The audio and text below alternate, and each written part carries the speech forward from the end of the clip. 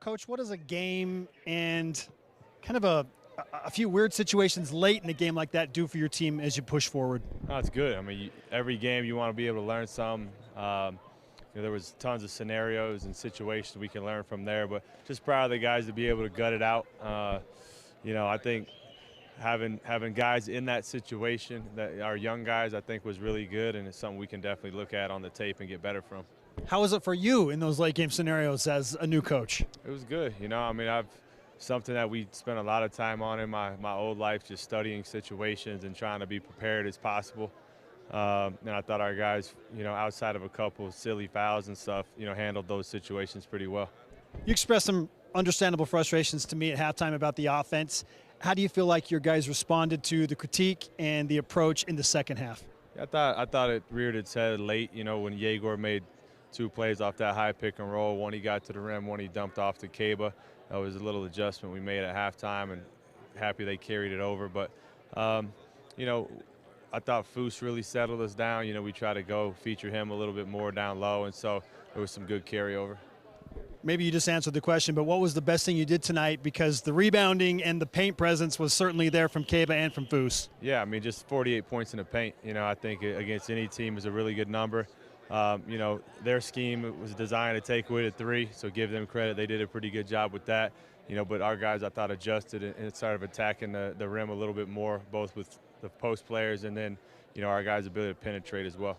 What was the toughest challenge that Riverside presented to you guys? They got good players. I thought, really three guys that were on our scouting report. Pickens played really well, but that's a well-coached team, veteran team with talent. And so, having to try to scheme against, good perimeter play is a challenge, and it was really good for us to, have to kind of battle through that. So I asked Coach Magpeo at halftime his plan to slow down Yegor Demon, and he said, I don't know, pray. What makes Yegor so difficult to defend? His combination of size, handling, and IQ. I thought when he first got here, I thought he got sped up, a lot. I think the game's slowing down for him. Even tonight, I thought early he took a couple shots that I didn't love, but he ended up, 8 of 11, I think, from the field, so I can't be too mad at him, But he's a talent, man. He's got a great feel, but I think what makes him really special is just, like I said, the combination of the size, the handle, and then the feel. Dallin Hall obviously leaves a void on your bench with his maturity and just the physicality he brings. So how do you overcome not having him available as a team? Other guys have to step up. That could happen at any point throughout the year. I give Elijah Crawford credit. He wasn't great in the first half. We stayed with him in the second. He came in and had a nice run, gave us a little cushion when he was out there. So, other guys have to step up, but, make no mistake about it, we missed Dallin, and it's it's a challenge. It is. And so we're really excited that he'll be back soon enough so we can kind of work on our flow and our chemistry with him out there and what that does to some of the lineup combinations. You're obviously very involved in the trends and seeing the stats. Free throws are top of mind because you guys left some points on the floor by missing some free throws. So how do you address something like that after a poor shooting performance from the charity stripe?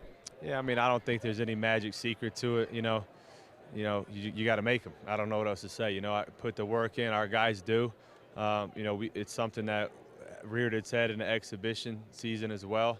So we'll just be on our guys to try to get as much work in there as they can. But, it makes games a lot closer that don't need to be close. So it's a big part of the game. All right, we'll finish with this. Yegor told me that it was a pass off the glass on the dunk to Foose. Do you agree?